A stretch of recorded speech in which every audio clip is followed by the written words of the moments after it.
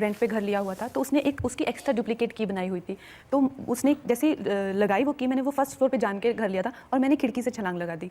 तो मैंने खिड़की से छलांग लगा दी और रिक्शा लिया और नंगे पैर होकर मैं सन एंड सैंड में चेक इन किया। एक लड़की जो 18 साल की भी नहीं है, अभी माइनर है, सुबह बेल बजी और जब मैंने उससे की होल से देखा तो वो वहाँ खड़ा था। उसने मुझे वहाँ भी ट्रैक कर लिया। अब उसका नाम आप बताएंगी क्या मैं बताऊँ? आप बता दीजिए। आप आदित्य पंचोली की बात करें। जी। As we all know, Kangana Ranaut अपने बॉलीवुड करियर से ज़्यादा अपने पर्सनल लाइफ कंट्रोवर्सीज़ की वजह से जानी जाती हैं। उन्होंने ओपनली करण जौहर को नेपोटिज्म के लिए कॉल आउट भी किया था, and also her relationship with Hrithik Roshan, जो काफ़ी ज़्यादा कंट्रोवर्शियल रहा है। But the most controversial statement, Kangana ने आपकी अदालत में आकर के उन्हें हाउस अरेस्ट करने तक का आरोप आदित्य पंचोली पर लगाया था कि कैसे उन्हें करियर के स्टार्टिंग में आदित्य ने टॉर्चर किया, मेंटली एंड फिजिकली दोनों तरह से। उन्हें ट्रैप भी किया गया, जिसके बाद वो अपने ही घर की खिड़की से कूदकर भागने पर मजबूर हो गई। ओके, नाउ हमें इस कंट्रोवर्सी को समझने के लिए थोड़ा पहले से स्टार्ट करना होगा। कंगना का जन्म 23 मार्च 1987 को हिमाचल की एक अच्छी फैमिली में हुआ। कंगना के फादर एक बिजनेसमैन थे एंड मदर एक टीचर। कंगना जब 16 ईयर्स की थी तब वो एक इवेंट में पार्ट लेती हैं एंड उन्हें फेस ऑफ द ईयर का खिताब भी मिलता है, जिसके बाद से कंगना मुंबई जाने की जिद करने लगती हैं, पर उनकी इस जिद को घर पर किसी ने सपोर्ट नहीं किया।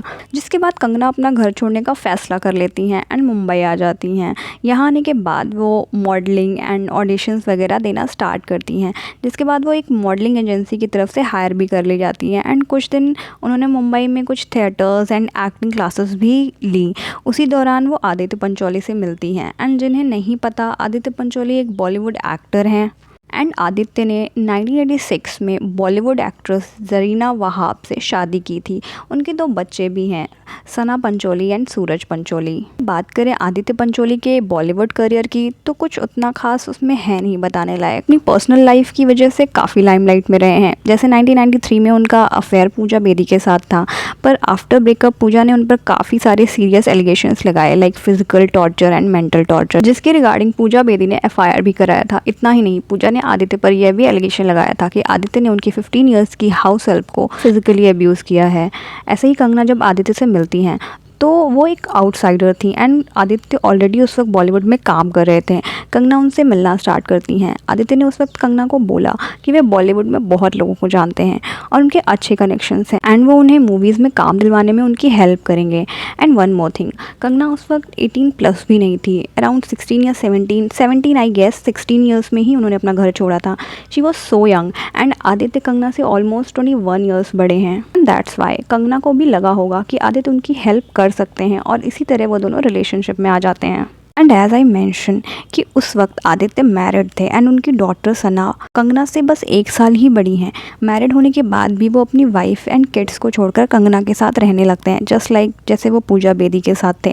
आदित्य से मिलने के बाद कुछ साल बाद ही कंगना को उनका पहला बॉलीवुड ब्रेक मिलता है। अराउंड 2 ईयर्स बाद ही शायद गैंगस्टर मूवी मिली, जो कि 2006 में रिलीज़ हुई थी। हिट भी रही थी उस टाइम पर वो मूवी, जिसके बाद कंगना को बैक टू बैक मूवीज़ में साइन किया जाने लगा, जैसे Woh Lamhe, Shakalaka Boom Boom, Fashion, the mystery continuous जैसी मूवीज़ के बाद Kangana different location, different co-stars के साथ काम करने लगी। जिसके बाद आदित्य पंचोली कंगना को लेकर काफ़ी इनसिक्योर रहने लगे। वो उनके को स्टार्स के साथ थोड़ा डाउट में रहने लगे उनके रिलेशनशिप को लेकर के। एंड एक इंटरव्यू में आदित्य ने बताया कि जब कंगना शाकालाका बूम बूम की शूटिंग कर रही थी, उन्होंने कंगना को एक को स्टार के साथ कुछ इनअप्रोप्रिएट चैट्स करते हुए देख लिया था, जिसके बाद उन्होंने कंगना पर हाथ भी उठाया था। ऐसा ही कुछ उन्होंने एक आर्टिकल में कहा था एंड आदित्य के एग्जैक्टली वर्ड्स कुछ ऐसे थे। After she returned, I read her sent messages to another actor while she was asleep. Her messages were certainly not innocent, and I remember that the words she used for this actor were also used by her when she had called me from South Africa. That was the first time I hit her. जैसा कि अभी आदित्य ने publicly accept किया कि उन्होंने पहली बार कंगना को तब मारा था, दैट मीन्स उन्होंने कई बार हिट किया है कंगना को। अब यहीं से क्लियर हो जाता है कि इनका रिलेशनशिप कितना टॉक्सिक रहा होगा।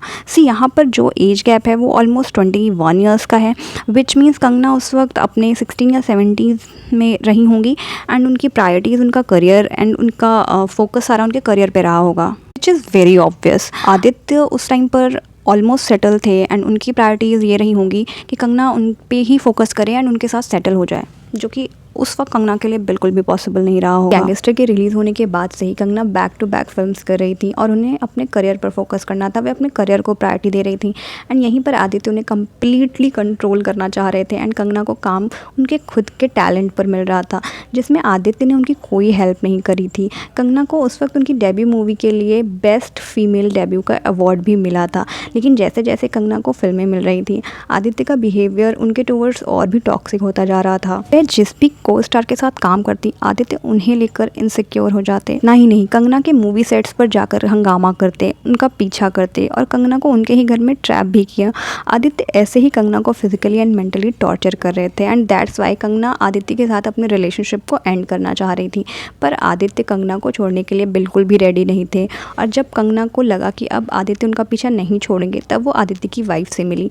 And one more thing, Kangana first time Aditya की वाइफ से नहीं मिल रही थी। आदित्य की वाइफ जरीना, उनको पहले से ये पता था कि आदित्य और कंगना का अफेयर है, लेकिन अजीब बात यह है कि उन्हें इस बात से कोई फ़र्क ही नहीं पड़ रहा था कि उनके हस्बैंड का बाहर अफेयर भी है। जिसके बाद कंगना आदित्य की वाइफ से रिक्वेस्ट भी करती हैं कि वो उनकी हेल्प करें, लेकिन फिर भी जरीना उनकी हेल्प नहीं करती एंड कुछ ऐसा रिप्लाई उनकी जो करती बेटी है हैं। वो मुझसे 1 साल बड़ी है, तो मैं उनकी वाइफ को मिलने गई उनके घर पे। मैंने कहा ये ऐसे मुझे तंग करते हैं और मुझे जो है मैंने इनको अच्छा समझा था। और हमारी जो भी तो मेरी फिल्मों की उस टाइम पे एक फिल्म मेरी रिलीज़ हो गई थी शायद, या कुछ रिलीज़ पे थी, शायद रिलीज़ पे थी या गैंगस्टर के टाइम पे। तो मैं उनकी वाइफ के पास गई कि मेरी आप हेल्प कीजिए। तो वाइफ ने मुझे कहा कि देखो हम लोग बहुत खुश हैं हमारे घर में, क्योंकि ये जब घर पे नहीं होता है तो जब घर पे होता है तो मेरे जो काम करने जो यहाँ पे जो भी आता है उन पे हाथ उठाता है, और हमारे घर में बहुत शांति का वातावरण है कि वो घर पे ना रहे, तो मैं तुम्हारी कोई हेल्प नहीं कर सकती। तो यहाँ कंगना को आदित्य की वाइफ की तरफ से कोई भी हेल्प नहीं मिलती है एंड तब कंगना 2007 में फिर एक पुलिस कंप्लेंट करती हैं। फिर पुलिस जब एक्शन लेती है तब जाकर आदित्य कंगना का पीछा छोड़ते हैं, लेकिन जिसके बाद भी वो कई इंटरव्यूज़ में कंगना को एक्यूज़ करते नजर आए कि कंगना ने उन्हें यूज़ किया है, कंगना ने उनसे बहुत सारे पैसे भी लिए हैं, उन्हें रिटर्न नहीं किया। इवन आदित्य ने कंगना पर चीट करने का ब्लेम भी डाला और कंगना को गोल्ड डिगर तक कहा। ऐसी कंट्रोवर्सीज़ का असर कंगना के बॉलीवुड करियर पर भी पड़ रहा था। एक आर्टिकल के अकॉर्डिंग आदित्य ने कहीं पर तो ये भी बोला था कि उनका और कंगना का रिलेशनशिप एक हस्बैंड वाइफ जैसा था। एटलीस्ट इतना ड्रामा होने के बाद अब ये चैप्टर क्लोज हो गया था। पर जैसे कि कंगना ने एक इंटरव्यू में कहा था कि आदित्य के वाइफ के पास वो हेल्प के लिए गई थी, जरीना ने कंगना को यह कहा कि वो खुद नहीं चाहती कि आदित्य घर पर रहें। वो घर पर नहीं रहते तो शांति का वातावरण रहता है। लेकिन अभी रिसेंटली आदित्य की वाइफ जरीना एक पॉडकास्ट में गई थी और उन्होंने ये भी कहा कि उनके और उनके हस्बैंड के रिलेशनशिप बहुत अच्छे हैं। जरीना ने यह भी कहा कि उनके हस्बैंड बहुत स्वीट हैं, वो बहुत लविंग है, वो किसी को हिट कर ही नहीं सकते। इस पर उनसे पूछा गया कि फिर उनकी गर्लफ्रेंड्स ने उन पर फिजिकल अब्यूज़ जैसे सीरियस एलिगेशंस क्यों लगाए, जिस पर जरीना कहती हैं कि कंगना एंड पूजा बेदी को जो चाहिए था वो नहीं मिला मेरे हस्बैंड से। वो सारा का सारा ब्लेम कंगना एंड पूजा पर ही शिफ्ट कर देती हैं। जो उनकी गर्लफ्रेंड बात कर रही थी, फ्रेंड्स बात करेंगी क्योंकि वो जो चाहती थी वो नहीं हो पा रहा था, इसीलिए let's not talk about. Zarina ने यह भी मेंशन किया कि उन्हें कोई फ़र्क नहीं पड़ता कि उनके हस्बैंड का बाहर अफेयर है, उनके हस्बैंड उन्हें कैसे ट्रीट करते हैं, उन्हें सिर्फ इस बात से फ़र्क पड़ता है।